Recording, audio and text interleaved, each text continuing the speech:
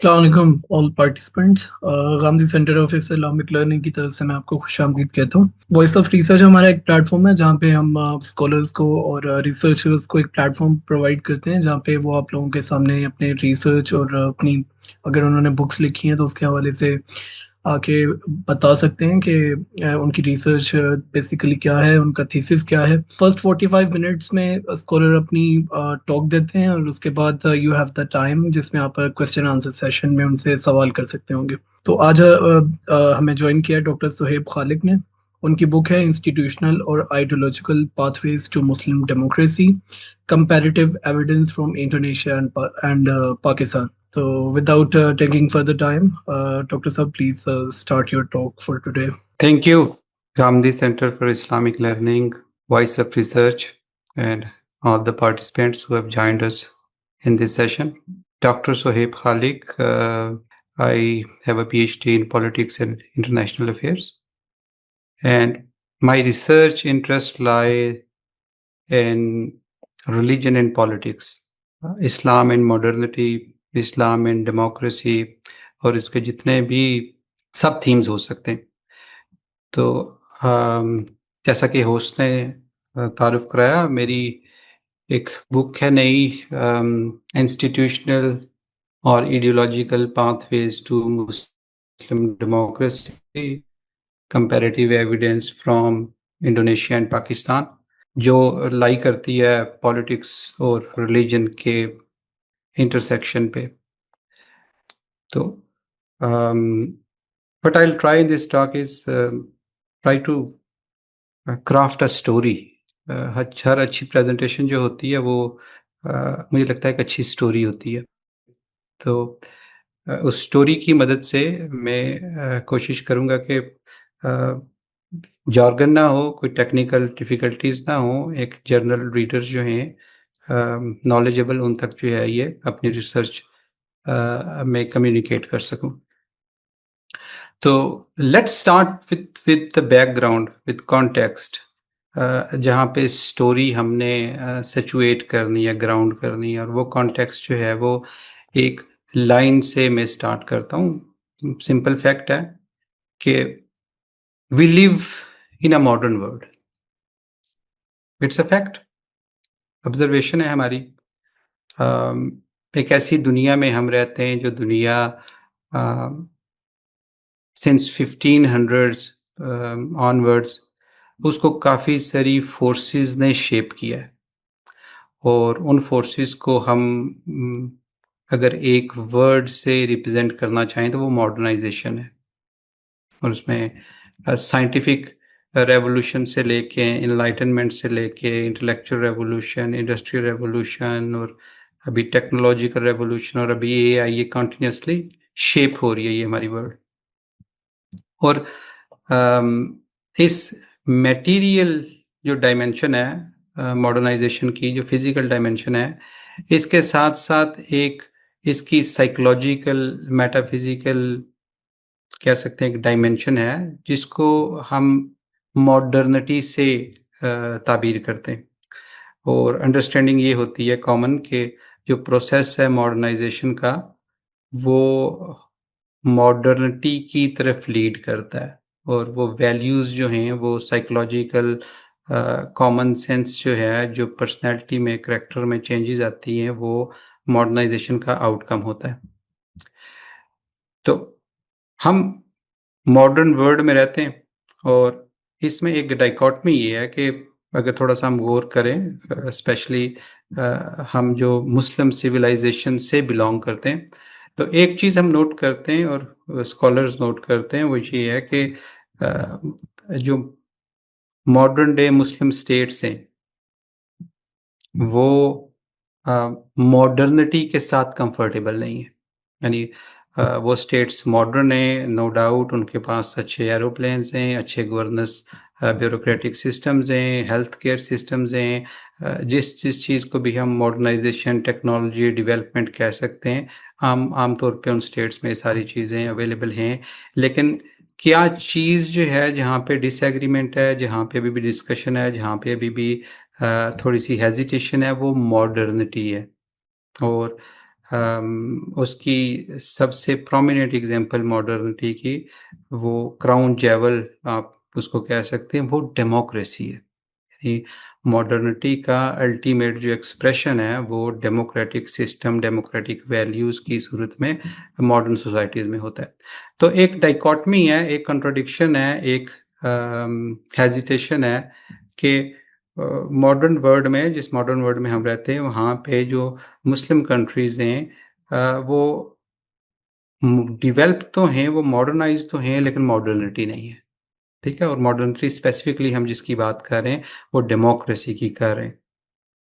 हाँ, तो यहीं से ही एक डिसिप्लिन जो है वो जन्म लेता है, इसको इस्लाम और मॉडर्निटी का, जो कि स्टार्ट तो 19th सेंचुरी में ही जैसे ही मुस्लिम पॉपुलेशंस का इनकाउंटर हुआ था कॉलोनियल पावर के साथ, वहाँ पे कुछ अर्ली हमारे थिंकर्स थे जिनने ये डिस्कशंस जो है वो स्टार्ट कर दी थी। लेकिन स्पेसिफिकली एकेडेमिया में ये डिसिप्लिन, ये फील्ड ऑफ स्टडी जो है ये लेट थोड़ी 1950s इससे ऑनवर्ड जो है एस्टेब्लिश हुई है। और ओरिएंटलिज्म, एरिया स्टडी, या फिर के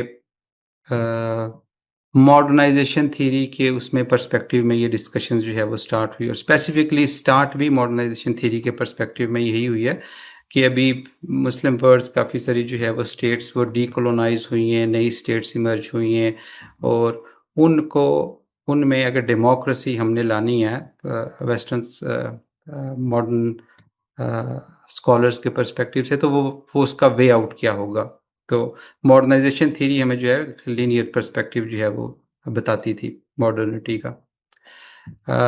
79 में ऑलमोस्ट जो ईरानियन रेवोल्यूशन है उसके बाद एक थोड़ा सा भूचाल सा आया वेस्टर्न एकेडेमिया में, और जहाँ पे पॉलिटिकल साइंस और कंपैरेटिव स्टडीज़, कंपैरेटिव पॉलिटिक्स, और इन डिपार्टमेंट्स में फिर मिडल ईस्ट के प्रोग्राम्स और middle eastern studies, near eastern studies और जर्नल्स शुरू किए गए, यही समझने के लिए कि वो एक तरह से वो इवेंट जो था वो शौक था कि अभी भी सोसाइटीज़ में, मॉडर्न वर्ल्ड में ऐसी सोसाइटीज़ एग्जिस्ट करती हैं जो मॉडर्नाइज तो हो रही हैं, लेकिन वो मॉडर्निटी की बजाय अपना कोई अल्टरनेटिव जो है वो पॉलिटिकल सिस्टम जो है वो लेके आ सकती हैं। तो मैं इस्लाम एंड मॉडर्निटी की जो फील्ड है उसकी डिबेट्स जो है वो उनको 3 जो व्यू पॉइंट्स हैं उनको समराइज़ कर देता हूँ, फिर वहाँ पे हम जो है वो अपनी बुक को सिचुएट करने की, अपने काम को सिचुएट करने की कोशिश करेंगे। तो जो ब्रॉडर डिबेट है इस्लाम एंड मॉडर्निटी की, उसमें 3 व्यू पॉइंट्स जो है वो एग्जिस्ट करते हैं। सबसे पहला जो व्यू पॉइंट है वो वेस्टर्न स्केप्टिक्स हैं, जिनके मुताबिक इस्लाम और डेमोक्रेसी जो है वो को एग्जिस्ट नहीं कर सकते, और वो को एग्जिस्ट इसलिए नहीं कर सकते क्योंकि उनके मुताबिक इस्लाम जो है वो रेफर्मेशन से नहीं गुज़रा जिस तरह से क्रिश्चियनिटी गुज़री है, और इस्लाम जो है वो उसके अंदर कुछ ऐसी इंजंक्शंस, पॉलिटिकल इंजंक्शंस मौजूद हैं जो डेमोक्रेसी को परवान नहीं चढ़ने दे सकती। और मॉडर्नाइजेशन थ्योरी का जो थीसिस था उसकी अजम्पशन थी कि जैसे मॉडर्नाइजेशन आती है और सोसाइटीज़ जो होती हैं वो सेकुलराइज होती हैं, तो उनका ये भी मानना था, कहना था कि इस्लामिक सोसाइटीज़ जो है वो सेकुलराइज नहीं हो सकती, वहाँ पे रिलीजन जो है वो प्राइवेट मैटर नहीं बन सकता। तो ये ग्राउंड्स हैं जिसमें काफ़ी सारे बड़े बड़े स्कॉलर्स, हंटिंगटन, लुइस, पाइप्स और भी बेशुमार नाम हैं जिनने इनकम्पैटिबल करार दिया कि इस्लाम और डेमोक्रेसी जो है, या इस्लाम और मॉडर्निटी जो है वो नहीं अचीव नहीं हो सकते। और इसी में दूसरा जो कैंप है, जो दूसरा व्यू पॉइंट है, वो मुस्लिम स्केप्टिक्स थे या क्रिटिक थे जो जिनका ये मानना था कि इस्लाम का अपना कोई गवर्नेंस सिस्टम है, और वो गवर्नेंस सिस्टम जो है वो डेमोक्रेसी नहीं है या वो कोई डिफरेंट सिस्टम है। तो वो अंदर से ही एक अपोजिशन जो है वो अराइज हुई। और एक थर्ड कैंप जो है वो एग्जिस्ट करता है इस इस्लाम एंड मॉडर्निटी की ब्रॉडर डिस्कोर्स में, और उस कैंप का मानना ये है कि कोई भी रिलीजन जो होता है वो इनहेरेंटली इनकम्पैटिबल नहीं होता मॉडर्निटी से या स्पेसिफिकली डेमोक्रेसी से। राइट कंडीशंस अगर मिलें तो हर रिलीजन, हर ट्रेडिशन, हर civilization, democratic institutions, democratic values जो है वो बना सकती है। तो ये बुक या मेरा काम उस थर्ड ट्रेडिशन में लाई करता है, जिस थर्ड ट्रेडिशन में अजम्पशन ये है कि ये चीज़ें को एग्जिस्ट करती हैं और को एग्जिस्ट कर सकती हैं।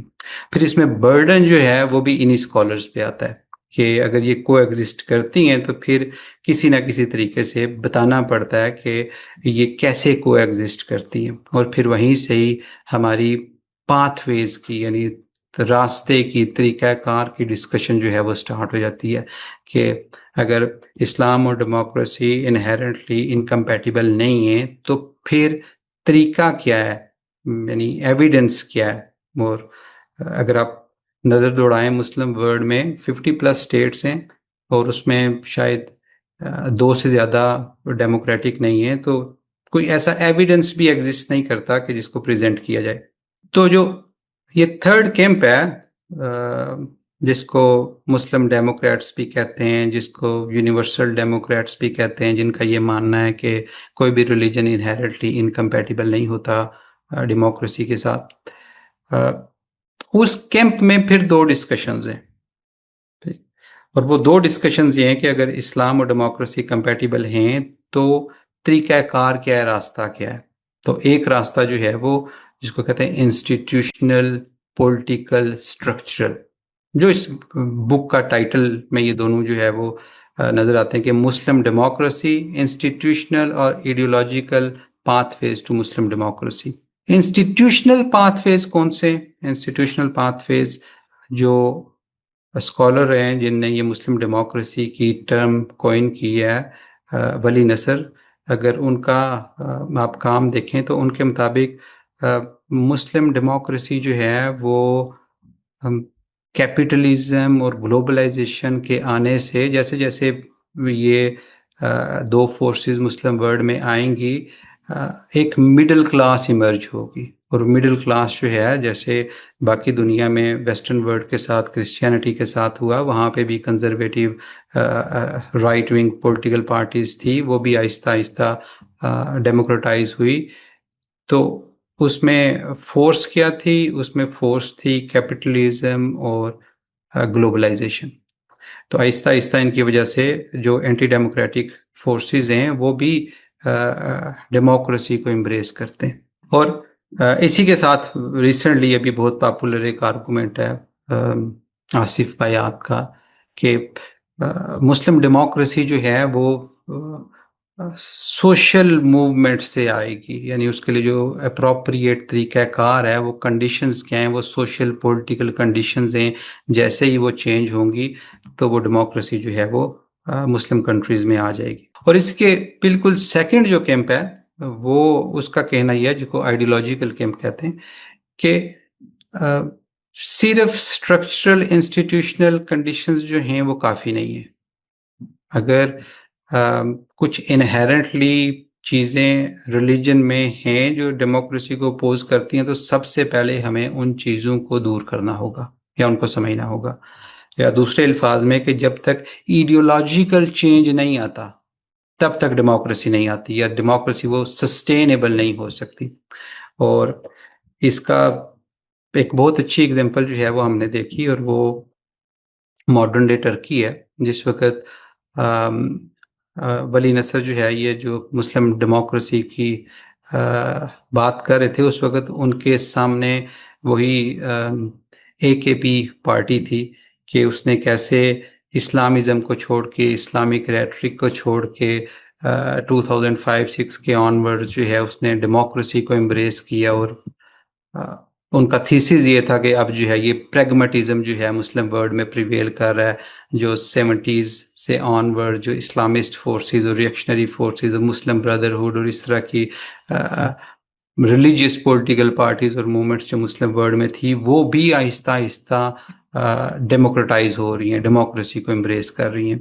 लेकिन वो थीसिस हमने देखा तकरीबन 2 डेकेड्स हुए हैं। अभी AKP जो पार्टी है उसकी परफॉर्मेंस जो है वो उसको जितने भी स्कॉलर्स हैं उसको अथॉरिटेरियन जो है वो कंसिडर कर रहे हैं। वो आउटकम्स डेमोक्रेसी के टर्की में नहीं आए जो एक्सपेक्ट किए जा रहे थे।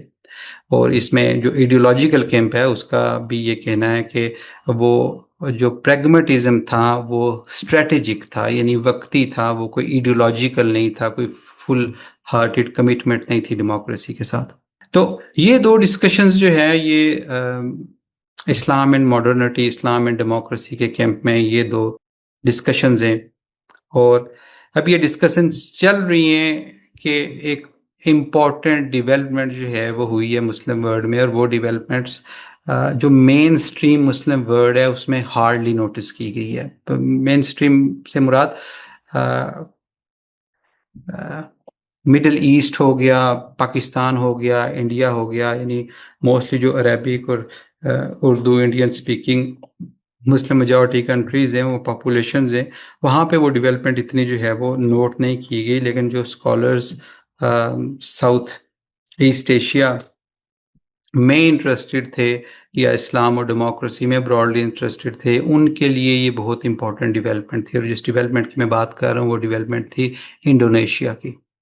कि टर्की का हमने जिक्र किया। टर्की का जो मॉडल था डेमोक्रेसी का वो जिसको केमलिस्ट मॉडल कहते हैं, जिसमें स्टेट जो है वो इन्फोर्स करती है सेक्युलरिज्म को फोर्सफुली डेमोक्रेसी की जगह बनाने के लिए।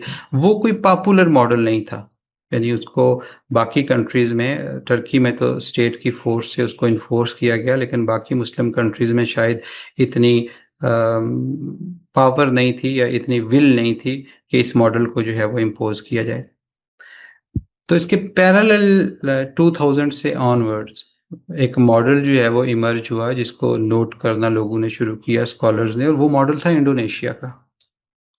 और इंडोनेशिया जो है सिंस 2000 वो एक आउटलायर मुस्लिम दुनिया में, यानी बाकी सब जो मुस्लिम कंट्रीज़ है मेजॉरिटी वहाँ पे डेमोक्रेसी नहीं है, और अगर किसी एक जगह पे भी है टर्की में तो बड़ी मुश्किल से वो स्टेट ने इन्फोर्स की हुई है, बड़ा सेक्युलरिज्म को स्ट्रिक्टली नाफिज करके।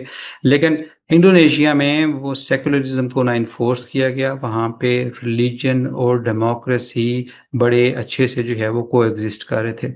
तो अब इंडोनेशिया पिछले 20 साल में, यानी मुस्लिम वर्ल्ड में अगर किसी कंट्री की, काफ़ी सारी रेटिंग्स आप देख सकते हैं फ्रीडम हाउस की, बाकी इंडाइसिस की, कोई कंट्री कंसिस्टेंटली डेमोक्रेसी में अच्छी रैंकिंग रेटिंग ले रही है तो वो इंडोनेशिया है। सिंस 2000 जब से ट्रांसफॉर्मेशन हुई है, सुहार्तो, प्रेसिडेंट सुहार्तो की जो अथॉरिटेरियन रजीम है वो गई है, और उसमें डेमोक्रेटिक ट्रांसफॉर्मेशन में डेमोक्रेटिक रजीम आई है, और वो रजीम अभी तक सिंस 2000 ऑनवर्ड्स अभी तक जो है वो इलेक्शंस हो रहे हैं, और वो कंटिन्यू की हुई है उसने, और अच्छी उसकी स्कोरिंग है, स्टैंडिंग उसकी अच्छी है। और इंटरेस्टिंग चीज़ ये है कि इंडोनेशिया काफ़ी एस्पेक्ट्स में सिमिलर है पाकिस्तान से। और वो क्या है, यानी वो भी वेस्टर्न पावर्स जो हैं उन उसने कॉलोनाइज किया है, वो भी कॉलोनाइज्ड रहा है। उसके डच थे जिनने कॉलोनाइज किया था, उसके बाद पाकिस्तान की तरह उसको भी थर्ड वेव में 40s में वर्ल्ड वॉर सेकंड के बाद उसको जो है वो इंडिपेंडेंस मिली है 1945 में। और वहाँ पे भी सुन्नी मज़हब शाफ़ी हैं, लेकिन ब्रॉडली सुन्नी मज़हब जो है उसको फॉलो किया जाता है। और वहाँ पे भी पाकिस्तान की पॉलिटिकल हिस्ट्री की तरह तकरीबन 30+ ईयर्स जो है वो आर्मी ने रूल किया है। और जिस वक़्त इंडोनेशिया की पहली कॉन्स्टिट्यूएंट असेंबली बनी थी 45 में, और उसमें भी एग्जैक्टली सेम डिबेट्स जो पाकिस्तान की असेंबली में हो रही थी रिलीजन को लेके, रिलीजन और पॉलिटिक्स के मर्जर को लेके, कि एग्जैक्टली रिलीजन की क्या पोजीशन होगी और स्टेट में अकोमोडेट कैसे किया जाएगा रिलीजन को। तो वहाँ पे भी जो है वो जकार्ता चार्टर एक जो है बहुत इम्पॉर्टेंट एक डॉक्यूमेंट था, जैसे हमारा ऑब्जेक्टिव रेजोल्यूशन है। तो उसकी बहुत डिस्कशन हो रही थी, इसको इन्फोर्स करना।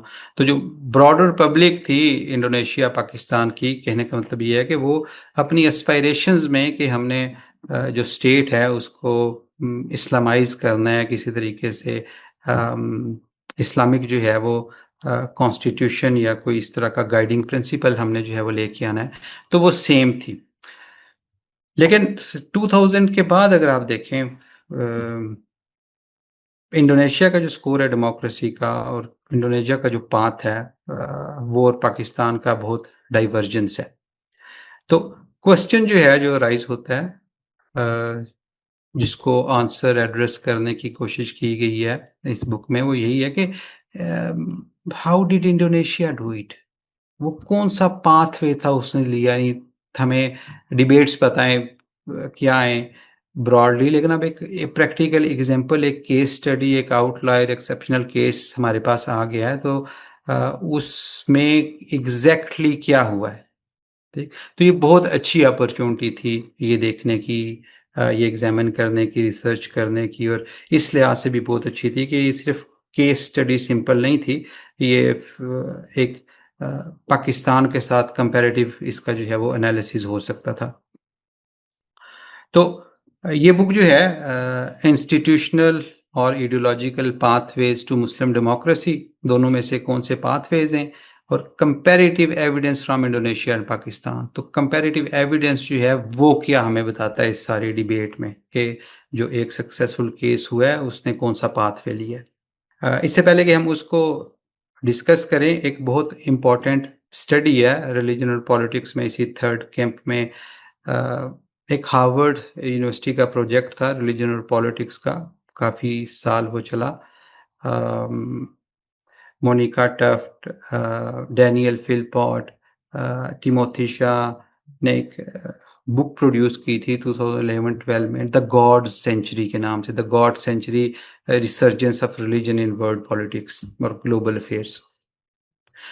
वो उसकी फाइंडिंग्स जो थी वो बहुत इंटरेस्टिंग थी उस रिसर्च की, और उसकी फाइंडिंग्स ये थी कि जिसने जो थर्ड कैंप है कोएग्जिस्टेंस वाला उसको सब्सटेंशिएट किया, वैलिडेट किया, एम्पिरिकल उसको ग्राउंडिंग मिली, वो फाइंडिंग ये थी कि उनने जितने भी दुनिया में मज़ाहिब हैं, रिलीजन्स हैं, उनको ऑब्जर्व किया, उनका डाटा इकट्ठा किया ये देखने के लिए कि कौन से प्रो डेमोक्रेटिक हैं और कौन से एंटी डेमोक्रेटिक हैं जो रिलीजियस एक्टर्स हैं।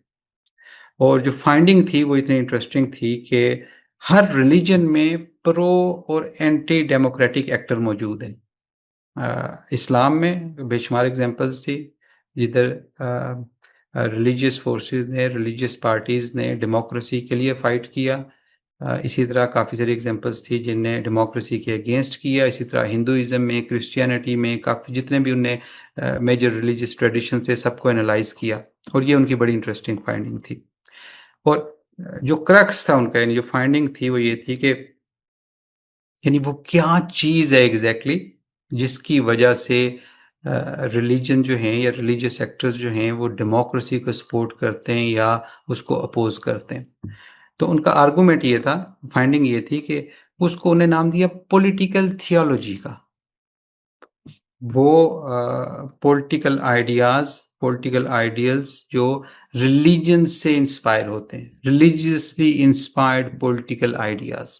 तो उनके मुताबिक यानी ऐसा क्यों है कि कुछ रिलीजियस एक्टर्स डेमोक्रेसी को सपोर्ट करते हैं, कुछ अपोज करते हैं, दोनों का सेम रिलीजन होता है।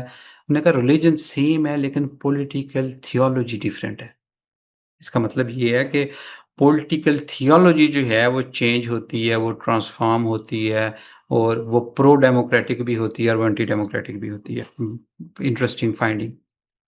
तो लेकिन यहाँ पे क्योंकि इतने ज़्यादा रिलीजियस ट्रेडिशंस थे जिनको उन्होंने एनालाइज किया, तो ये जो क्वेश्चन था कि पॉलिटिकल थियोलॉजी कैसे फॉर्म होती है और पॉलिटिकल थियोलॉजी कैसे ट्रांसफॉर्म होती है, तो यहाँ पे उन्हें स्टॉप कर दिया कि पॉलिटिकल थियोलॉजी है लेकिन कैसे होती है। ये इनविटेशन थी बाकी रिसर्चर्स के लिए कि अपने अपने ट्रेडिशंस में जाएं और देखें कि पॉलिटिकल थियोलॉजी को हम जो है वो कैसे समझ सकते हैं। तो ये रिसर्च जो है, ये काम जो है, ये बेसिकली उसी इनविटेशन की एक्सेप्टेंस थी कि इस्लामिक ट्रेडिशन में पॉलिटिकल थियोलॉजी कैसे बनती है, कैसे काम करती है, कैसे ट्रांसफॉर्म होती है। और अम, इसके लिए यानी बैकग्राउंड मेरा पॉलिटिकल साइंस था, इंटरनेशनल रिलेशंस था, लेकिन वो थियोलॉजी में जो है वो स्टेप इन करना पड़ा, इलाहियात में, मजहबियात में, जो कि बड़ी इंटरेस्टिंग जो है वो जर्नी रही। तो अब क्वेश्चन जो है वो देखें कितना इंटरेस्टिंग हो गया कि पॉलिटिकल थियोलॉजी पे सब फोकस आ गया कि पॉलिटिकल थियोलॉजी कैसे फॉर्म होती है और पॉलिटिकल थियोलॉजी कैसे ट्रांसफॉर्म होती है। और पॉलिटिकल थियोलॉजी को समझने के लिए फिर एक मॉडल जो है जो मैं आपके साथ शेयर करना चाहूँगा, उस पे अगर आप गौर करें, पॉलिटिकल थियोलॉजी जो मॉडल डिवाइस किया मैंने इसमें, उसमें ये ऑब्जर्वेशन इम्पोर्टेंट कंक्लूजन है कि पॉलिटिकल थियोलॉजी इंडिपेंडेंट खुद एग्जिस्ट नहीं करती। ठीक, पॉलिटिकल थियोलॉजी रिलीजियस थॉट का एक सब सेक्शन है, सब स्कूल है। ठीक, और एक और इम्पॉर्टेंट जो है इसमें मॉडल में डिस्टिंक्शन है, वो डिस्टिंक्शन है रिलीजन की और रिलीजियस थॉट की। कि रिलीजन जो है वो एक डिवाइन सोर्सेज होते हैं, वो इम्यूटेबल होता है, वो चेंज नहीं होता। उसमें से जो रिलीजियस थॉट होती है वो बनती है और वो फिर चेंज भी होती है, और जो रिलीजियस थॉट होती है उसके कोरस्पॉन्डिंग फिर उसकी पॉलिटिकल थियोलॉजी होती है। तो आर्गुमेंट ये था कि पॉलिटिकल थियोलॉजी को ट्रेस करते हुए हमारा जो टारगेट है वो पहुंचा रिलीजियस थॉट तक, मजहबी फिक्र तक। और अगर रिलीजियस थॉट जो है वो इम्पोर्टेंट है, और रिलीजियस थॉट अगर इम्पोर्टेंट है, तो क्वेश्चन फिर ये अराइज होता है कि ये रिलीजियस थॉट बनती कैसे है, ये रिलीजियस थॉट स्प्रेड कैसे होती है। क्या एक से जायद रिलीजियस थॉट्स जो है वो एग्जिस्ट कर सकती हैं, और अगर एक से जायद रिलीजियस थॉट्स जो है वो एग्जिस्ट करती हैं, तो फिर ये कैसे डिसाइड होता है कि कौन सी थॉट जो होगी वो राइज होगी, मुसल्लत होगी, डोमिनेंट होगी, किसकी हेजेमनी होगी। तो ये काफ़ी सारे इंटरेस्टिंग क्वेश्चंस थे जो एड्रेस किए गए, लेकिन सबसे पहले जो है वो ये देखते हैं कि रिलीजियस थॉट जो है वो कितनी क्या मल्टीपल रिलीजियस थॉट्स हैं वो एग्जिस्ट करती हैं, कैसे करती हैं। तो ये टेबल आपको नज़र आ रहा होगा। 4 रिलीजियस थॉट्स जो है वो बताई हैं मैंने कि जो एग्जिस्ट करती हैं इस्लामिक ट्रेडिशन में। और उसमें सबसे पहली, सबसे इम्पोर्टेंट, सबसे पुरानी जो है वो ट्रेडिशनल रिलीजियस थॉट है। और ट्रेडिशनल रिलीजियस थॉट जो है वो शुरू दिन से 19th सेंचुरी तक जो है वो ट्रेडिशनल रिलीजियस थॉट रही है। और ट्रेडिशनल रिलीजियस थॉट, उसके कोर एम्स क्या हैं कि हमने प्रिजर्व करना है ऑर्थोडॉक्सी को, हमने सेफ गार्ड करना है जो सुन्नी कैनन है, और कंटिन्यूटी और कंसेंसस को प्रायोरिटाइज करना है। ठीक? इसके मुकाबले में जो एक और रिलीजियस थॉट जो है जो इमर्ज हुई 19th सेंचुरी में, वो इस्लामिक मॉडर्निज्म था, या मॉडर्निस्ट रिलीजियस थॉट थी, जिसका कोर एम ये था कि हमने इस्लाम और मॉडर्न वैल्यूज़ को जो है वो अलाइन करना है। और जो अनफॉर्चुनेटली उसके एपिस्टेमिक सोर्सेज या मेथडोलॉजी जो थी वो इतनी सिस्टमैटिक नहीं थी, यानी इससे ज़्यादा कि वो इज्तिहाद पे फोकस करें और जोर दें, कुछ सिस्टमैटिक मेथडोलॉजी जो है वो डिवाइस नहीं हो सकी, बस एडहॉक रीजनिंग थी और इज्तिहाद पे स्ट्रेस था। लेकिन जो सबसे इम्पोर्टेंट जो है वो मॉडर्न वर्ल्ड में मुस्लिम रिलीजियस थॉट जो है वो इमर्ज हुई, वो इस्लामिज़म थी। ठीक? और ये भी मॉडर्निटी के रिएक्शन में इमर्ज हुई, और इसने इस्लाम को ही अपना जो है वो कंप्रिहेंसिव जो है वो ऑर्डर बना लिया, वे ऑफ लाइफ बना लिया। और अनफॉर्चुनेटली इस्लामिस्ट के पास भी, इस्लामिज़म में भी कोई मज़हब को, रिलीजन को समझने का कोई सिस्टमैटिक तरीका नहीं था। सिलेक्टिव प्रूफ टेक्स्टिंग थी, अपने जो भी रिलीजियस पॉलिटिकल इंटरप्रिटेशन थी रिलीजन की, इस्लाम की, उसको करने के लिए, सपोर्ट करने के लिए। इन सब की अगर आप देखें, और फाइनली जो सबसे इम्पोर्टेंट डेवलपमेंट है मॉडर्न इरा की, जिसको नियो मॉडर्निज्म कहा गया है, या नो जदीदियत आप कह लें उर्दू में, कि एक वो रिलीजियस थॉट जो है वो इमर्ज हुई है। ट्रेडिशनल रिलीजियस थॉट वो सबसे पुरानी, सबसे पायदार, सबसे परवेसिव, सबसे डोमिनेंट जो मेजॉरिटी मुस्लिम कंट्रीज में एग्जिस्ट करती है। Modern religious thought 19th century में कुछ देर के लिए कुछ स्कॉलर्स की मदद से ये इमर्ज हुई। जमालुद्दीन अफ़गानी हो गए, सर सैयद अहमद ख़ान हो गए, अल्लामा इकबाल हो गए, लेकिन उसके बाद ये जो है ये उस तरह से इसको कंटिन्यू नहीं किया जा सका। लेकिन इसी कैंप में से जो इस्लामिस्ट रिलीजियस थॉट है वो इमर्ज हुई, और वो बड़ी सक्सेसफुल और बड़ी परवेसिव जो है उसने लोगों को अट्रैक्ट किया। और 1850s में मॉडर्निस्ट आए। 1920s के राउंड अबाउट इस्लामिज़म जो है उससे ऑनवर्ड्स इस्लामिस्ट रिलीजियस थॉट उसका चर्चा हुआ। लेकिन 1970s में कुछ डेवलपमेंट्स हुई मुस्लिम वर्ल्ड में, कि एक स्कॉलर्स ने नोट करना शुरू किया कि एक नई रिलीजियस थॉट नियो मॉडर्निज्म के नाम से इमर्ज हो रही है। नाम इसको कोई मर्जी दे लें, उस वक्त जो स्कॉलर्स ने इसको नाम दिया उसी को कैरी किया आगे। मैंने भी अपने काम में इसको नियो मॉडर्निज्म कहने का, इसको कॉइन करने का, टर्म करने का मकसद ये था कि ये उसी मॉडर्निस्ट ट्रेडिशन की कंटिन्यूएशन है। जो मॉडर्निस्ट ट्रेडिशन 19th सेंचुरी में स्टार्ट हुआ था, फिर बीच में जो है वो पाज आ गया, ब्रेक आ गई, उसके बाद ये 1970s में दोबारा से जो है ये कंटिन्यू हुआ। दो कंट्रीज थी जहाँ पे 1970s में और आज भी वो दो कंट्रीज हैं जहाँ पे ये new modern religious thought exist करती है, और एक है पाकिस्तान और एक है इंडोनेशिया। और जो आर्गुमेंट है, जैसे कि मैं आपको कह रहा हूँ कि जो पॉलिटिकल थियोलॉजी है ये हर रिलीजियस थॉट के साथ चेंज होती है। हमारा फोकस तो पॉलिटिकल थियोलॉजी थी ओरिजिनली, कि हम पॉलिटिकल थियोलॉजी को देखें कि वो कौन सी पॉलिटिकल थियोलॉजी है जो डेमोक्रेसी को सपोर्ट करती है, या जिसके अंदर से कंपैटिबिलिटी जो है वो निकल सकती है डेमोक्रेसी के लिए।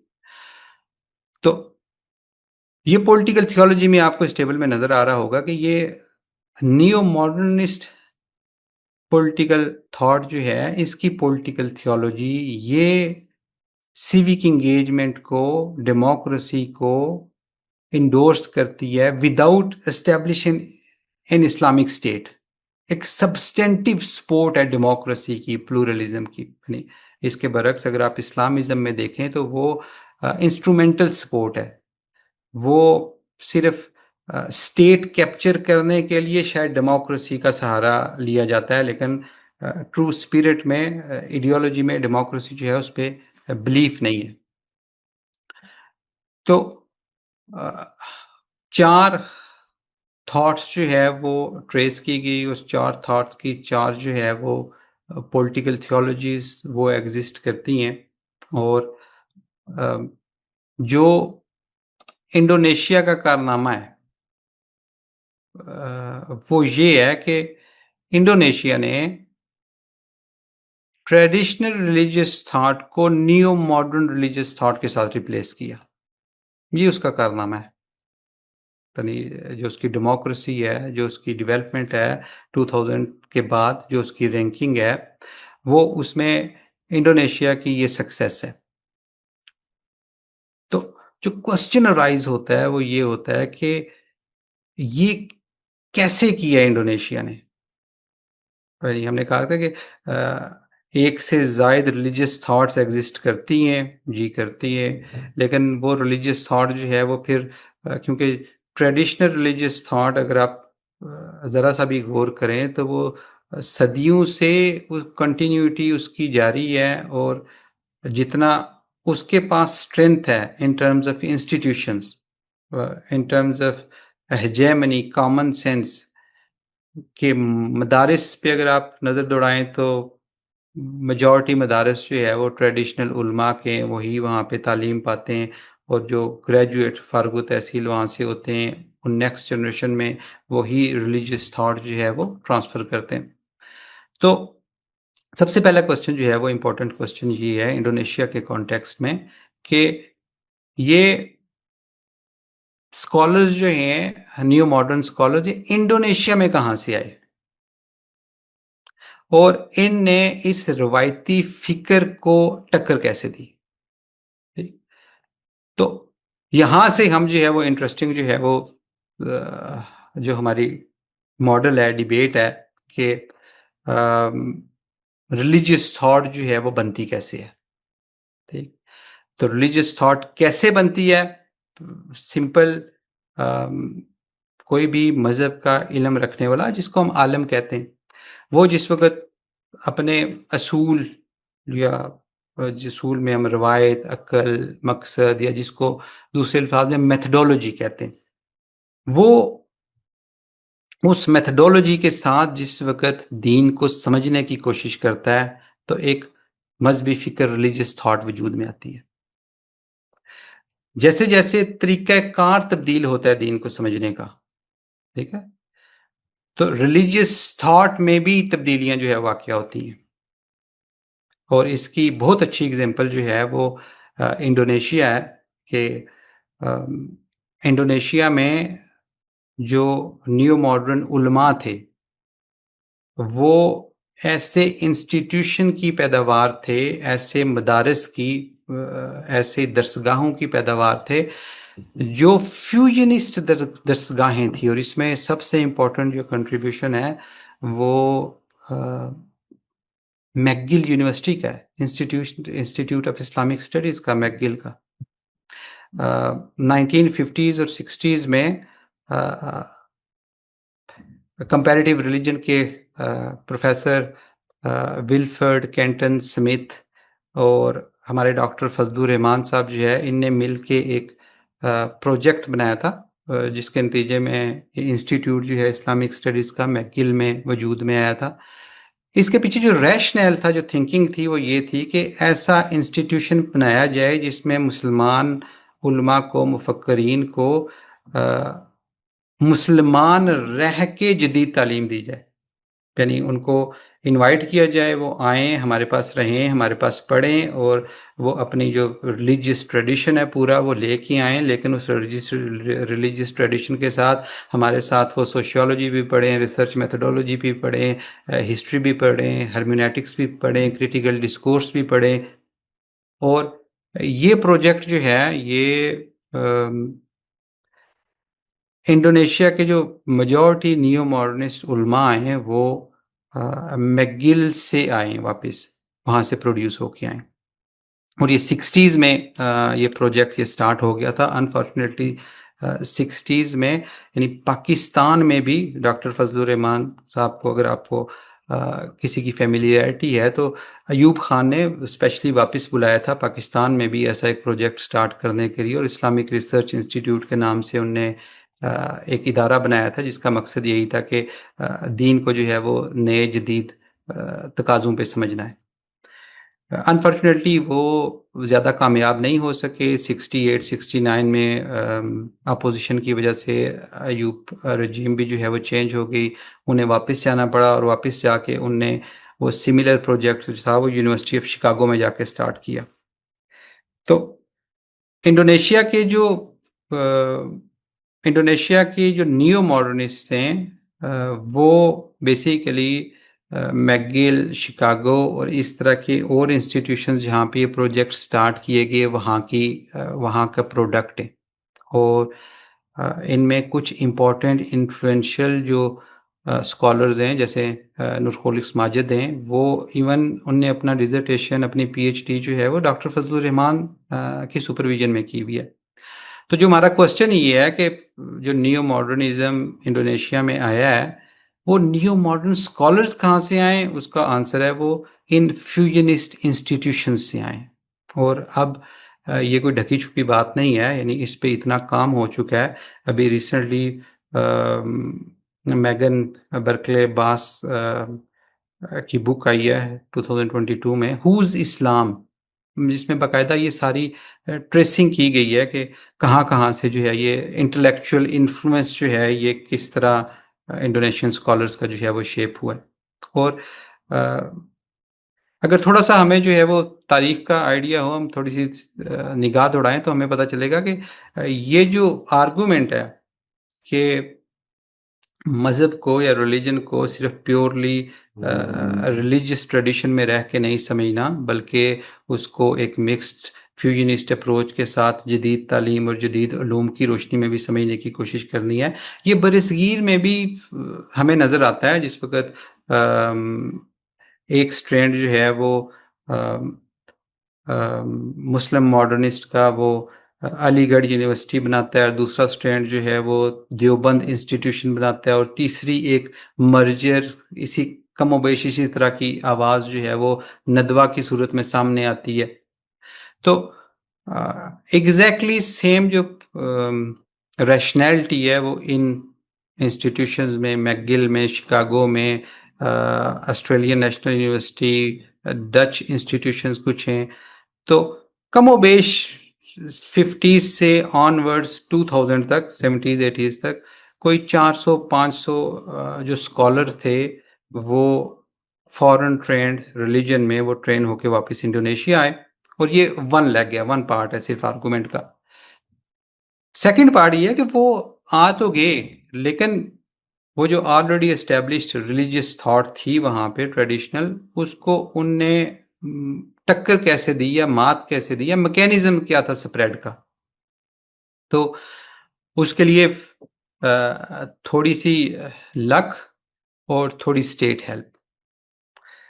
70s में जिस वक्त जो पहला बैच है नियो मॉडर्निस्ट का इंडोनेशिया के, जिसमें डॉक्टर हारून हैं, मुफ्ती अली हैं, वो जब वापस आए इंडोनेशिया में, तो उस वक्त सुहार्तो की गवर्नमेंट है। 70s, लेट 60s 70s का इरा है।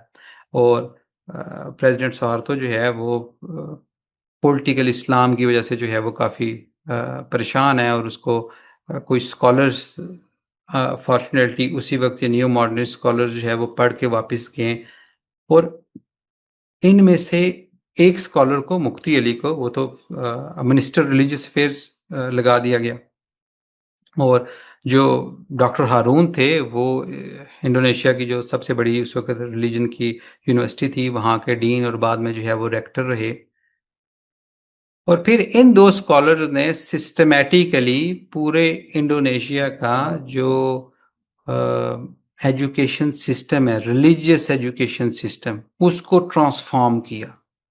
और वही जो फ्यूजनिस्ट अप्रोच मैकगिल की शिकागो की थी, वही कंपैरेटिव रिलीजन्स के प्रोग्राम, वही रिलीजन को समझने की अप्रोच, जिसमें क्रिटिकल मेथडोलॉजी, जिसमें सोशियोलॉजी, फिलॉसफी, हिस्ट्री, ये सब चीज़ें जो है ये वहाँ पे अपने इंस्टीट्यूट्स में जो है वो उनने इन्फोर्स की। तो एक 70s से ऑनवर्ड्स कम से कम 3 डेकेड्स जो है वो 30 साल हैं, जिसमें ये ministry of religious affairs, IAIN जो इनके इंस्टीट्यूशंस थे रिलीजन के, जो अब काफ़ी सारी यूनिवर्सिटीज़ भी बन चुकी हैं, वहाँ पे ये सारी ट्रांसफॉर्मेशन रिलीजियस एजुकेशन की वो हुई हायर एजुकेशन में। और आपके साथ एक मॉडल में शेयर करूं जिसमें इसका जो इम्पैक्ट है वो पूरा कम्युनिकेट हो जाए। ये एक मॉडल आपको नज़र आ रहा होगा कि जो हायर एजुकेशन है इंडोनेशिया की, उसका और उसकी जो लोअर एजुकेशन थी, primary, secondary, pre tertiary education या लोकल मदरसाज जो थे उनका, और ये जो इंस्टीट्यूट्स थे रिलीजन के, हायर एजुकेशन रिलीजन के, इनका आपस में क्या लिंक था, और ये सारी ट्रांसफॉर्मेशन जो है ये कैसे हुई। तो लोकल मदरसा से स्टूडेंट्स रीजनल जो इंस्टीट्यूट्स थे, यानी पेसेंट ट्रेन जो है वो जो हमारे मदारस हैं जिनको जो प्राइवेट मदारस हैं ट्रेडिशनल, उसको इंडोनेशिया में पेसेंट्रीन कहते हैं। मदरसाज जो हैं वो एक वही मदारस हैं, लेकिन वो जो गवर्नमेंट के अंदर हैं और जिनका सिलेबस थोड़ा सा जो है वो मॉडर्न सिलेबस है, थोड़ा साइंस और दूसरे सब्जेक्ट्स जो है इसमें इनकॉर्पोरेट हुए हैं। तो यहाँ से मदरसा से और पेसेंट्रीन से स्टूडेंट्स जो है जो स्ट्रक्चर है एजुकेशन का, वो जिस वक्त ग्रेजुएट होते हैं तो रीजनल जो उनके यूनिवर्सिटीज़ हैं, इंस्टीट्यूट्स हैं, वहाँ पे एडमिशन लेते हैं। और वहाँ से वो जिस वक्त नेक्स्ट उनकी स्टेज होती है, दो नेशनल सेंटर ऑफ एक्सीलेंस थे जकार्ता में और योग्याकार्ता में, जो सबसे बड़ी यूनिवर्सिटीज़ थी रिलीजन की, वो वहाँ पे आगे इनटेक उनकी होती थी। और फिर वहाँ से ये जो इंटरनेशनल ग्लोबल रिलीजियस स्टडीज़ के प्रोग्राम हैं मैगिल में, शिकागो में और बाकी जगहों में, वहाँ पे उनको फर्दर स्टडीज़ के लिए भेजा जाता था। और फिर वहीं से ये लोग वापस आते थे as faculty, as scholars, as administrators, और वो ऑल द वे दोबारा जाके उन्हीं लोकल मदरसाज में, उन्हीं पेसेंट्रीन में एज अ टीचर्स, के आई जो का उनका लोकल मुदर्रिस होता है, उस्ताद बन के वहाँ पे जो है वो, तो ये ट्रांसफॉर्मेशन जो है, यानी कि lower education, pre tertiary education, madrasa, secondary, higher जो है, ये लिंक्ड कैसे है, ठीक। और इसका अगर आप कंपैरिजन करें पाकिस्तान में, तो ये यानी ये आपको लिंक जो है, टू वे लिंक जो है हायर एजुकेशन में और नीचे लो टीयर्स में, ये पाकिस्तान में आपको नज़र नहीं आएगा, ठीक है। एक और इंटरेस्टिंग जो है वो आपके साथ शेयर करूं टेबल के, यानी जो ट्रांसफॉर्मेशन हुई है हायर एजुकेशन में, इंडोनेशिया के इस्लामिक हायर एजुकेशन में ट्रांसफॉर्मेशन क्या है, उसमें स्टेट का क्या रोल है, ठीक? कि वो स्टेट का रोल जो है वो मिनिस्ट्री ऑफ रिलीजियस अफेयर्स से ही आता है, कि मिनिस्ट्री ऑफ रिलीजियस अफेयर्स के अंडर ना सिर्फ मदरसाज आते हैं, बल्कि जितनी भी रिलीजन की यूनिवर्सिटीज़ हैं वो सब मिनिस्ट्री ऑफ रिलीजियस अफेयर्स के अंडर आती हैं, और उनका करिकुलम और उनकी फ़िलासफ़ी और उनकी डायरेक्शन जो है वो रिलीजियस अफेयर्स की मिनिस्ट्री सेट करती है। और जैसे मैंने आपको बताया कि 70 से ऑनवर्ड, 68 से ऑनवर्ड वो मिनिस्ट्री जो है उसको कैप्चर किया हुआ है, कैप्चर शायद मुनासिब वर्ड नहीं होगा, लेकिन चले नियो मॉडर्न स्कॉलर्स हैं, ठीक। और अभी भी जो उनके रिसेंट मिनिस्टर्स हैं, अगर आप उनकी प्रोफाइल चेक करें तो आपको नज़र आएगा कि उनकी जो एफिलिएशंस हैं वो मैगिल से भी हैं और वो हॉलैंड से भी हैं, यानी जो उनके उनने काफ़ी सारे पोस्ट डॉक्टरेट्स की हुई हैं। तो मुफ्ती अली से लेके अभी तक जो मिनिस्ट्री ऑफ रिलीजियस अफेयर्स है, वहाँ पे जो मिनिस्टर्स आते रहे हैं वो एक तो नियो मॉडर्न थे, और उनका एक्सप्लिसिट एम जो था वो ये था कि रिफॉर्म करना इस एजुकेशन सिस्टम को। और उसके कंपैरिजन में आप देखें HEC का, हमारे यहाँ भी एक हायर एजुकेशन की ऑर्गेनाइजेशन है, लेकिन वो उनका कोर कोर्सेज नहीं है, वो फिलॉसफी नहीं है रिफॉर्मिस्ट, वो एक प्रिजर्वेशनिस्ट एम है। बुक में चैप्टर 5 जो है, अगर आपको मौका मिले तो उसमें बड़ी डिटेल में पाकिस्तान की higher education, religious higher education का, और इंडोनेशिया की रिलीजियस हायर एजुकेशन का वो कंपैरिजन है। तो स्टेट इंडोनेशिया में बहुत एक्टिव रही इसको ट्रांसफॉर्म करने में, पाकिस्तान में नहीं रही। फिलॉसफी और मेथडोलॉजी जो रिलीजियस एजुकेशन की थी इंडोनेशिया में, वो रिफॉर्मिस्ट थी। पाकिस्तान में अभी भी प्रिजर्वेशनिस्ट है।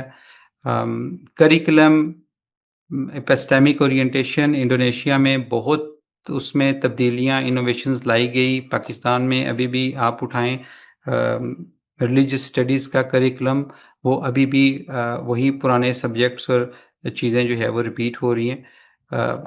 लोअर लेवल के साथ इंटीग्रेशन, वो इंटीग्रेशन नहीं है जो अभी मैंने आपको मॉडल दिखाया लोअर लेवल के साथ, कि अगर आप हायर एजुकेशन में कोई नई थॉट जो है वो लेके भी आते हो रिलीजन में, लेकिन वो उनका लिंक ही नहीं है नीचे लोअर टीयर्स के साथ, तो वो उस तरह से स्प्रेड नहीं हुई। और स्कोप, इंडोनेशिया इस वक्त उसके पास मुस्लिम दुनिया का सबसे बड़ा रिलीजन का इंस्टीट्यूट है, इंस्टीट्यूशन है। 56 ऑलमोस्ट हायर एजुकेशन के इंस्टीट्यूशन हैं जो सिर्फ डेडिकेट हुए हैं रिलीजन की स्टडी के लिए, जिसमें इस वक्त 5 लाख से ज़्यादा जो है वो स्टूडेंट्स जो है वो ज़ेर तालीम है। इसके कंपैरिजन में आप पाकिस्तान में देखें, एक रिलीजन इंटरनेशनल इस्लामिक यूनिवर्सिटी बनाई गई थी स्पेसिफिकली रिलीजन को समझने के लिए, सरकारी सतह पे, पब्लिक सेक्टर की बात कर रहा हूँ। उसके बाद 3 जो है वो स्पेशलिस्ट इंस्टीट्यूट्स थे, शेख जायद कराची, शेख जायद इंस्टीट्यूट लाहौर, शेख जायद इंस्टीट्यूट पेशावर में। और बाकी जो यूनिवर्सिटीज़ हैं, हमारे यहाँ जो यूनिवर्सिटीज़ हैं वहाँ पे इस्लामिक स्टडीज़ का प्रोग्राम होता है, BS Islamic studies, MS Islamic studies, और वो जो है वो इन सब डायमेंशन से वो जो है वो आ रही है, हाली है। एक कंपैरिजन में अगर आप ये देखें, ये इंटरनेशनल इस्लामिक यूनिवर्सिटी जो है वो उसकी फैकल्टी स्ट्रेंथ है कि इस वक्त उसके पास कितनी फैकल्टी है। और ये इंडोनेशिया की UIN सियारिफ हिदायतुल्लाह यूनिवर्सिटी जो उनका इंस्टीट्यूट था जकार्ता वाला, उसको उन्हें ट्रांसफॉर्म करके फुल फ्लेज यूनिवर्सिटी बना दिया। तो उसकी फैकल्टी स्ट्रेंथ देखें, ऑलमोस्ट सेम फैकल्टी स्ट्रेंथ है। जो डिफरेंस है वो डिफरेंस यहाँ पे है कि जो फैकल्टी है वो फैकल्टी ग्रेजुएट कहाँ की है, उसकी इंस्टीट्यूशनल इम्प्रिंट उस पर कहाँ का है, वो कहाँ से पढ़ी है, क्या पढ़ी है। तो बड़ी मुश्किल से मुझे इस्लामिक यूनिवर्सिटी में जो है वो 2 ऐसे फैकल्टी मेंबर्स मिले जिनकी क्वालिफिकेशन जो थी, एक की स्टॉकहोम से थी, मास्टर्स किया हुआ था, और एक प्रोफेसर थे जिन्हें कोई पोस्ट डॉक जो है वो किसी वेस्टर्न कंट्री से की थी। बाकी मेजॉरिटी जो थे वो मिडल ईस्टर्न, मिस्र से, मदीना से, यहाँ से जो है वो ग्रेजुएट थे। इसके कंपैरिजन में आप देखें, इस वक्त UIN सियारिफ हिदायतुल्लाह जकार्ता में 25 फैकल्टी मेंबर्स हैं जो डॉक्टर्स हैं और जिनकी क्वालिफिकेशन जो है वो वेस्टर्न क्वालिफिकेशन है। उन वेस्टर्न से मतलब वो फ्यू इंस्टीट्यूशंस जहाँ से उनने डिग्री की है। तो इस वक्त अगर एरिया ऑफ स्पेशलाइजेशन देखें आप, पाकिस्तान की सबसे बड़ी यूनिवर्सिटी सरकारी जिसमें रिलीजन जो है वो एक्सक्लूसिव फोकस है, वहाँ पे जो एरिया ऑफ स्पेशलाइजेशन हैं वो क्या है, वही ट्रेडिशनल है, हदीस है, तफसीर है, कंपैरेटिव रिलीजन है, इस्लामिक इकनॉमिक्स है और सीरा है। इसके बरक्स आप वो एरियाज ऑफ स्पेशलाइजेशन देखें जो सिर्फ इस एक यूनिवर्सिटी में, इंडोनेशिया में, Islamic religious and political thought including political Islam, international relations, contemporary Islamic world, Islamic education, sociology, anthropology, psychology, Islam and information technology, Islam and medical sciences। और अगर आप ग्लोबल इम्पैक्ट देखें, मैंने गूगल स्कॉलर यूज़ किया show करने के लिए impact. इसमें जर्नल्स भी हैं, इस वक्त जो रिलीजियस स्टडीज़ के जर्नल हैं उसमें जो टॉप वर्ल्ड जर्नल्स हैं वो इंडोनेशिया के, रीजनल की बात नहीं, टॉप वो इंडोनेशिया के रिलीजियस स्टडीज़ के जर्नल हैं। ये एक मैट्रिक देखें, इस वक्त जो ये फैकल्टी है इंडोनेशिया की जो 80+ हैं, इनकी कंबाइंड जो साइटेशन है गूगल स्कॉलर से, ये 50,000+ है। यानी इनका इम्पैक्ट, जिनको लोग कोट कर रहे हैं, इनको लोग जो है वो रिसर्च में यूज़ कर रहे हैं। और जो इंटरनेशनल इस्लामिक यूनिवर्सिटी है उसके 500 से ज़्यादा मुझे जो है वो साइटेशंस नहीं मिली। तो आर्गुमेंट ये है कि इंडोनेशिया ने, यानी किया क्या है, इंडोनेशिया ने किया ये है कि इंडोनेशिया ने अपनी रिलीजियस थॉट जो है उसको तब्दील किया है। तब्दील कैसे किया है? नियो मॉडर्न स्कॉलर्स की मदद से किया है और स्टेट की मदद से किया है। तो कहने का मतलब ये है कि जो हमारा इस बुक का जो आर्गुमेंट था या जो टाइटल था कि इंस्टीट्यूशनल और आइडियोलॉजिकल पाथवेज, तो दोनों में से कौन से हैं जो मुस्लिम डेमोक्रेसी के लिए फीजेबल हैं या उसका रास्ता है। तो स्टार्ट कहाँ से हुआ? स्टार्ट आइडियोलॉजी से हुआ। पॉलिटिकल थियोलॉजी ट्रांसफॉर्म होगी, यानी दूसरे अल्फाज में रिलीजियस थॉट ट्रांसफॉर्म होगी, तो फिर उसके टॉप पे इंस्टीट्यूशंस जो हैं वो कोई काम कर सकते हैं, स्टेट जो है वो सपोर्ट कर सकती है। तो आर्गुमेंट आउटकम उसका ये है कि आइडियोलॉजी मैटर करती है, आइडियोलॉजी फर्स्ट है, पहले रिलीजियस थॉट ट्रांसफॉर्म होगी और फिर रिलीजियस थॉट की ट्रांसफॉर्मेशन के बाद उसको स्प्रेड करने के लिए, यानी अगर रिलीजियस थॉट ट्रांसफॉर्म हो भी गई है और वो जैसे पाकिस्तान में एक नियो मॉडर्निस्ट स्कूल जो है वो फ्राई स्कूल की सूरत में एग्जिस्ट करता है, लेकिन वो स्कूल सिर्फ अपने इदारे तक अगर महदूद है, चंद मखसूस लोगों तक महदूद है, उसकी इंस्टीट्यूशनल अगर रीच नहीं है, और इंस्टीट्यूशनल रीच से स्पेसिफिकली मुराद मेरी एजुकेशनल इंस्टीट्यूट्स हैं। यानी एक तरफ ट्रेडिशनल रिलीजियस थॉट है पाकिस्तान में, जिसके लिए इस वक्त 40,000 प्लस मदारिस हैं। हर साल वो 2 से 3 लाख ग्रेजुएट मार्केट में प्रोड्यूस करते हैं। आपकी और मेरी करीबी मसाजिद में और हर जगह वही ग्रेजुएट आते हैं, और वो इस वक्त सिंबल हैं रिलीजन का, रिलीजियस अथॉरिटी का। तो उनको अगर रिप्लेस करना है, तो रिप्लेस करने के लिए वो जो न्यू मॉडर्न स्कॉलर्स हैं, उनके पास इंस्टीट्यूशंस कौन से हैं, उनके पास एजुकेशनल इंस्टीट्यूशंस कहाँ हैं, वो कौन से काउंटर स्कॉलर्स या ग्रेजुएट्स जो है वो प्रोड्यूस कर रहे हैं। तो स्प्रेड यानी थॉट इमर्ज होना बड़ी बात है, लेकिन वो इजी स्टेप है कि एक नई रिलीजियस थॉट या इमर्ज हो जाए, लेकिन उस थॉट को फिर स्प्रेड करना पब्लिक लेवल पे, इंस्टीट्यूशनलाइज करना, वो चैलेंजिंग टास्क है। तो मेरे ख्याल में टाइम एक्सीड कर लिया है, मैं यहाँ पे स्टॉप करता हूँ, और अगर आपके कोई क्वेश्चंस हैं तो मैं अवेलेबल हूँ उनको आंसर करने के लिए। Thank you. जी सर 45 मिनट्स मैंने वैसे कहे थे, but that is not necessary. If you have some points तो आप प्लीज अभी शेयर कर सकते हैं। मेरा ख्याल है मैंने कम्युनिकेट, जो मैंने स्केच सोचा था वो कम्युनिकेट, जो स्टोरी मैंने बनानी थी वो कम्युनिकेट कर दिया। अब इसमें से ही अगर कोई क्वेश्चंस आते हैं तो मैं उसको इंगेज करके, अगर कोई चीज़ रह गई है तो उसको मैं इलेबोरेट कर दूंगा। जी क्वेश्चंस के लिए मैं पार्टिसिपेंट से रिक्वेस्ट करूंगा कि जूम में हैंड रेज करने का एक ऑप्शन होता है, उसको यूज करते हुए प्लीज आप हैंड रेज करें, then I will invite you to ask questions. Meanwhile sir, मेरा एक क्वेश्चन आपसे है कि जो आपने एग्जांपल दी कि मलेशिया में इंस्टीट्यूशनल हमें नजर आता है कि उस तरीके से उन्होंने चेंज किया एक नैरेटिव को, तो उसकी रीजंस आप क्या समझते हैं? पॉलिटिकल रीजंस हैं या कोई इकोनॉमिकल रीजंस उसमें इन्वॉल्व हैं, या वैसे जस्ट अवेयरनेस आ गई थी? बिकॉज ज्यादातर हमने देखा है कि दुनिया में या कंट्रीज में जो चीजें होती हैं और ज्यादातर जो चेंजेस आती हैं, तो उसके पीछे इकोनॉमिकल फैक्टर्स होते हैं, पॉलिटिकल होते हैं, उसके अलावा भी बहुत से हो सकते हैं। तो इस सिचुएशन में आप क्या देखते हैं? अब मेरा क्योंकि काम जो है वो जो मैंने स्टार्ट में नैरेटिव बिल्ड किया था, जो ब्रॉड डिबेट्स मैंने आपको बताई थी, उस डिबेट्स के बीच में रह के इंस्टीट्यूशनल और आइडियोलॉजिकल फैक्टर्स जो थे वो उन दोनों में से ट्रेस करना, ये इसका वो गाइडिंग लाइंस थी।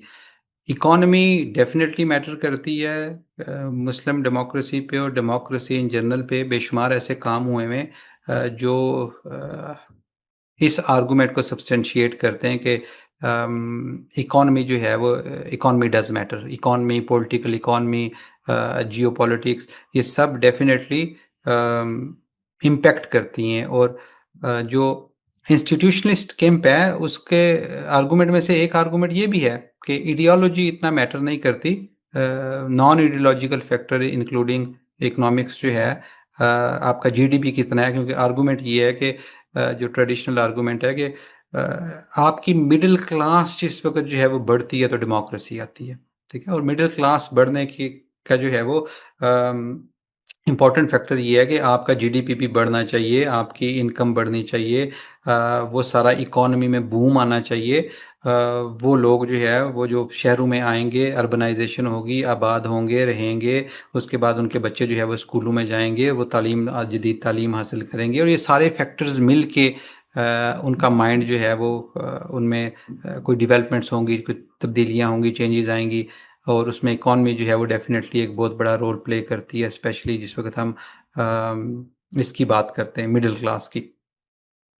लेकिन इंडोनेशिया में क्या हुआ, डेफिनेटली वो और भी काम होंगे जो इकोनॉमी के पर्सपेक्टिव से होंगे। मेरी जो स्टोरी है, मेरा जो थीसिस है, मेरा जो मॉडल है, उसमें जो बर्डन है वो किस पे है, वो इंटेलेक्चुअल्स पे है। यानी स्टार्ट कहाँ से होगा, वो इंटेलेक्चुअल से होगा। अगर आपके पास इंटेलेक्चुअल्स नहीं है, अगर आपके पास नियो मॉडर्न इंटेलेक्चुअल्स नहीं है, तो एक neo modern religious thought produce नहीं हो सकती। उसको सपोर्ट करने के लिए एक नियो मॉडर्निस्ट पॉलिटिकल थियोलॉजी नहीं बन सकती। तो अगर आपके पास इंटेलेक्चुअल्स हैं, तो नेक्स्ट टास्क ये है कि अब इन इंटेलेक्चुअल्स ने सोसाइटी में अपना नैरेटिव कैसे बढ़ाना है, कैसे पेश करना है। तो उसमें जो मैंने आपको कहा कि इंस्टीट्यूशंस मैटर करते हैं, और कौन से इंस्टीट्यूशंस मैटर करते हैं, रिलीजियस एजुकेशन के इंस्टीट्यूशंस। यानी अगर ट्रेडिशनल रिलीजियस इंस्टीट्यूशंस जो हैं, मदारस जो हैं, वो हर साल 2 लाख ग्रेजुएट मार्केट में प्रोड्यूस कर रहे हैं, और वो ग्रेजुएट्स आपके और मेरे सबर्ब में, गांव में, शहरों में, हर जगह वो आके वो रिलीजियस अथॉरिटी एज्यूम कर रहे हैं। एक कॉमन बंदा जो है वो उन्हीं के पास जाएगा और पूछेगा रिलीजन क्या है, रिलीजियस की अंडरस्टैंडिंग क्या है, इस्लाम और डेमोक्रेसी कंपैटिबल हैं या नहीं है। तो जब तक वो प्रोडक्ट जो है उसको एक न्यू मॉडर्न प्रोडक्ट आके मार्केट में चैलेंज नहीं करता, और उसके जो नंबर है, यानी इंडोनेशिया में जैसे कि मैंने आपको बताया कि जो हायर एजुकेशन इंस्टीट्यूशंस हैं, उनकी इनरोलमेंट और उनकी जो आउटपुट है वो बहुत ज़्यादा है। जिस वक्त रिसर्च हो रही थी इंडोनेशिया में 2002-3 के आसपास, ये देखने के लिए कि ये जो इनकी डेमोक्रेटिक ट्रांजिशन है ये इतनी सक्सेसफुल क्यों रही है, तो उस वक्त बहुत इम्पोर्टेंट वर्क है जबली और जमहूरी का। उनने एनालाइज किया कि मजहब पे डिस्कोर्स कौन बना रहा है। उनने एनालाइज किया कि पिछले जितना भी अरसा था, 1 साल 2 साल में, मजहब पे जो किताबें लिखी गई हैं पॉपुलर, वो किसने लिखी हैं। वो पता चला कि 95% बुक्स जो थी वो इन्हीं स्कॉलर्स ने लिखी थी, जो इन हायर एजुकेशन के स्कॉलर्स थे, IAIN के। अखबार में कॉलम्स किसने लिखे, ठीक है, पॉपुलर डिबेट्स किसने की हैं।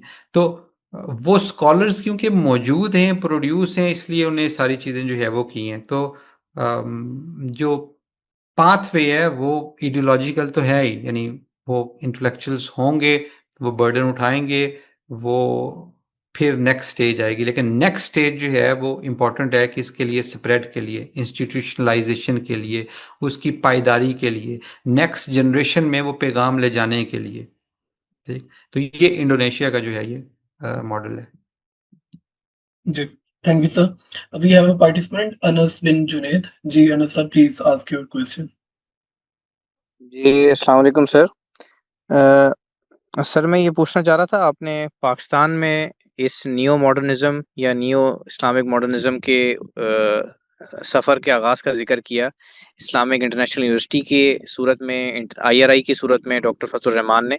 तो आप क्या समझते हैं कि ये सफ़र आगे पॉलिटिकल इंस्टेबिलिटी की वजह से नहीं बढ़ सका, और अगर पॉलिटिकल स्टेबिलिटी होती, वो इदारे जो कायम किए गए थे वो अगर अपनी सरपरस्ती में जिन्होंने बनाए थे काम करते, तो क्या ये कुछ तब्दीली हम देखते? और इसके अलावा अगर आपके ज़हन में कोई अवामिल हैं जिसकी वजह से ये सफ़र रुका, तो वो ज़रूर बताइएगा। बहुत शुक्रिया। काउंटर फैक्चुअल होगा ये कहना कि अगर ये होता तो क्या होता, लेकिन फिर भी यानी in no way I am endorsing authoritarian regimes, लेकिन हकीकत जो है वो ये है कि definitely stability matters, political stability matters. और इंडोनेशिया की जो सक्सेस स्टोरी है उसमें स्टेबिलिटी का बहुत पार्ट है। अगर वो स्टेबिलिटी सौहार्दों की सूरत में मौजूद ना होती, और वो स्टेबिलिटी, यानी देखें इंडोनेशिया में भी डॉक्टर हारून गए, मुफ्ती अली गए 60s में, लेट 60s में गए, और सहारतों ने इन्हें अपॉइंट किया। एक जो है वो यूनिवर्सिटी में डीन गए, और एक जो है वो मिनिस्टर गए रिलीजियस अफेयर्स के। और 62-3 में ही डॉक्टर फजलुर रहमान जो है वो आए पाकिस्तान और उनको इस्लामिक रिसर्च इंस्टीट्यूट का जो है वो चार्ज दिया गया। और कुछ अरसे बाद पॉलिटिकल इंस्टेबिलिटी, और पॉलिटिकल इंस्टेबिलिटी के साथ मैं एक और चीज़ का जिक्र करूँगा, इनटॉलरेंस का। यानी जिस वक्त हम बात करते हैं कि स्टेट जो है वो नियो मॉडर्न स्कॉलर्स को सपोर्ट किस तरह कर सकती है, ठीक है, तो स्टेबिलिटी तो डेफिनेटली एक प्री रिक्विजिट है, लेकिन इनटॉलरेंस, अगर स्टेट जो है वो लॉ एंड ऑर्डर की सिचुएशन जो है उसको कंट्रोल में नहीं करती, या सिस्टमेटिकली अपने नेशनल एजुकेशन सिस्टम के जरिए लोगों को टॉलरेंस नहीं सिखाती, बच्चों को टॉलरेंस नहीं पढ़ाती। मेरा एक पूरा चैप्टर है जो सिर्फ कंपैरिजन है इस बुक में सिटीजनशिप एजुकेशन का पाकिस्तान में और इंडोनेशिया में, कि इंडोनेशिया में पेनकसीला एजुकेशन जो है वो उस सिटीजनशिप एजुकेशन का नाम है इंडोनेशिया में, और वहाँ पे यानी बच्चों को स्कूलों में ये सिखाया जाता है कि सब मज़ाहिब जो है वो कैसे वो अपने अपने तरीके से हकीकत को पाने की कोशिश कर रहे हैं। और एक मैं अगर आपको एग्जांपल दूँ, यानी अगर आपको टॉलरेंस की, कि जिस वक्त स्कूलों में बच्चों में टॉलरेंस सिखाई जाती है तो किस हद तक कॉन्शियस वो पेनकसीला प्रोग्राम था। तो उनकी एक टेक्स्ट बुक है, टेक्स्ट बुक में बच्चों को इंस्ट्रक्ट किया गया कि अगर एक, आप पता है इंडोनेशिया में बाली में जो उनका बाली इलाका है, जजीरा है, वहाँ पे हिंदू पॉपुलेशन ज़्यादा है, लेकिन वो जो टेक्स्ट बुक है वो नेशनल टेक्स्ट बुक है और बच्चों को बता रही है कि अगर एक हिंदू इवेंट जो है और एक मुस्लिम इवेंट जो है वो एक साथ आ जाए, यानी ईद भी आ जाए और होली भी आ जाए, तो हमारा रवैया क्या होना चाहिए, ठीक है। क्योंकि वो जो स्पेसिफिकली जो हिंदू इवेंट था जिसका जिक्र हो रहा था, वो इवेंट था जिस इवेंट में वो खामोशी इख्तियार करते हैं, जिस इवेंट में गाड़ियां भी नहीं चलती और इस तरह की कोई लाउड म्यूजिक नहीं चलता। तो बाकायदा इंस्ट्रक्शंस दी हुई थी और रिलीजन से ही उसको इंडोर्स करके समझाने की कोशिश की गई थी कि किस तरह जो है अपने हमसायों का, अपने जो है वो माइनॉरिटीज का ख्याल रखना चाहिए। तो इस nth डिग्री तक भी ये सोचा गया था, हालांकि ये कोइंसिडेंट है, हुआ नहीं कभी, शायद ही कभी हो कि एक ही दिन में वो दोनों इंसिडेंट, दोनों इवेंट्स जो है वो सॉरी आ जाएं, लेकिन वहां तक बच्चों को जो है ये बताया गया कि आपने टॉलरेट कैसे करना है। तो इंडोनेशिया की जो सक्सेस है, उस सक्सेस में क्योंकि मैं बार बार स्टेट का भी जिक्र कर रहा हूँ, तो स्टेट ने एक तो इन स्कॉलर्स को इम्पोर्टेंट की पोजीशंस पे नॉमिनेट किया, इनको जो है वहाँ पे अपॉइंट किया, और साथ ही साथ अपने नेशनल एजुकेशन सिस्टम से उसने ये इंश्योर किया कि मेरी जो पॉपुलेशन है, मेरी जो जनरेशन है, वो टॉलरेंट हो। यानी अगर आपके पास टॉलरेंस नहीं है तो नियो मॉडर्न स्कॉलर्स आके जो मर्जी आपको इंटरप्रिटेशन या रिलीजियस थॉट बताएं, जितनी मर्जी अच्छी वो हो, आप उसको टॉलरेट ना कर सको, आपके अंदर बर्दाश्त ना हो, तो आप नहीं करोगे। और एग्जैक्टली यही हुआ डॉक्टर फजलुर रहमान के केस में। उनको पाकिस्तान छोड़ के जाना पड़ा, उनके खिलाफ मुजाहरे हुए, और जो लेटेस्ट एपिसोड है हमारी फराही स्कूल की, यहाँ पे भी ऐसा ही है कि काफ़ी सारी वजूहत की बिना पे नियो मॉडर्न स्कॉलर्स को पाकिस्तान से जाना पड़ा। इनटॉलरेंस उसकी बहुत बड़ी वजह है, और वो स्टेट ने इनटॉलरेंस या टॉलरेंस जो है वो सिस्टमेटिकली लोगों को नहीं सिखाई। सो पॉलिटिकल स्टेबिलिटी डेफिनेटली, और पॉलिटिकल स्टेबिलिटी के साथ स्टेट का जो ब्रॉडर रोल है कि जनरल पब्लिक जो है उसमें आपने कौन कौन सी वैल्यूज़ जो है वो इनकलकेट करनी है, ट्रांसमिट करनी है। तो मेरा ख्याल है पूरी जो मुस्लिम वर्ल्ड है और स्पेशली जो साउथ एशिया है, हमारे जो ममालिक हैं, यहाँ पे टॉलरेंस की शदीद कमी है, और टॉलरेंस एजुकेशन जो है वो सिटीजनशिप एजुकेशन का पार्ट एंड पार्सल होनी चाहिए, और वो स्कूलों में फर्स्ट क्लास से लेके पूरा हमारा जो है वो मॉड्यूल होना चाहिए, ताकि हमारी जो जनरेशन है वो टॉलरेंट हो, और टॉलरेंस के साथ साथ ये वैल्यूज़ जो है वो आएँ। और इंटरेस्टिंग चीज़ ये है, अगर आप वेस्ट का मॉडल देखें, वेस्ट में भी 17th-18th सेंचुरी में स्कॉलर्स जो हैं, सेबेस्टियन कोस्टेलो और इवन जॉन लॉक, यानी टॉलरेंस, लेटर कंसर्निंग टॉलरेंस, यानी टॉलरेंस की बात, ये इतनी इंपॉर्टेंट वैल्यू है। यानी अगर टॉलरेंस नहीं है सोसाइटी में तो आप जो मर्जी उनके सामने जो है वो बीन बजाते रहें, वो फिर बीन ही रहेगी, वो मैसेज कम्युनिकेट नहीं होगा, वो मैसेज दिमाग से फिर दिल तक नहीं पहुंचेगा, वो मैसेज जो है वो आपको कैप्चर नहीं करेगा। तो political stability, definitely political instability की वजह से हमारी फर्स्ट जो एपिसोड थी नियो मॉडर्निज्म की लेट 60s में, वो डिस्टर्ब हुई, और पॉलिटिकल इंस्टेबिलिटी और इंटॉलरेंस की वजह से 2008 से ऑनवर्ड जो फ्राई स्कूल था उसकी भी, यानी वो जो स्कॉलर्स थे उनको भी अनफॉर्चुनेटली जो है वो पाकिस्तान छोड़ना पड़ा।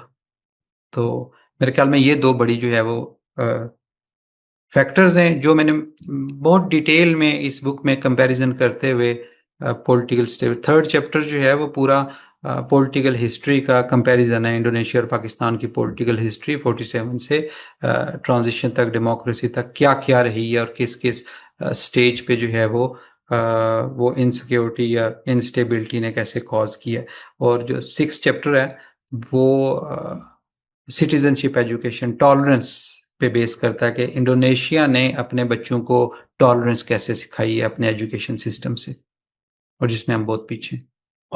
किसी और ने हैंड नहीं रेज किया हुआ, so I think this is the end of the question and answer session, and thank you so much sir for your time.